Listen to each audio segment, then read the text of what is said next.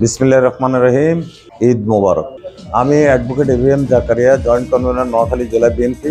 আসন্ন ঈদ উপলক্ষে আমি দেশবাসী এবং বিশেষ করে নোয়াখালী এবং নোয়াখালী জেলার জনগণকে বিএনপি অঙ্গ সংগঠনের নেতা কর্মী সমর্থকদের আমি ঈদের শুভেচ্ছা জানাচ্ছি। ঈদ মোবারক। আপনারা সকলে জানেন যে গত 15-16 বছর আমরা এই স্বৈরাচারী হাসিনা সরকারের আমলে আমরা ঈদ পর্যন্ত উদযাপন করতে পারিনি।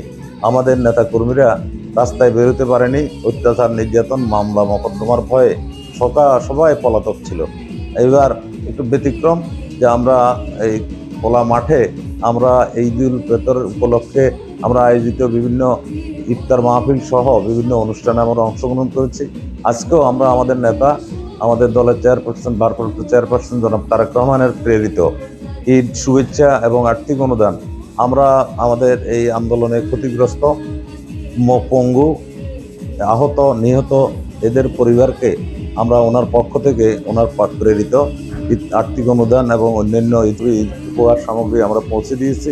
আমরা আশা করছি ভবিষ্যতেও আমরা আমাদের দলের নেতাকর্মী এবং সাধারণ মানুষের পাশে আমরা সক্রিয় থাকতে পারবো।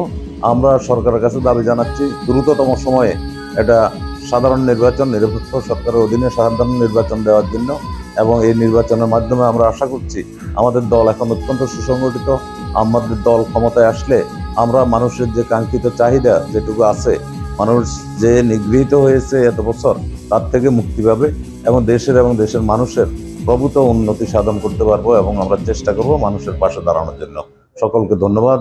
আসসালামু আলাইকুম। ঈদ মোবারক।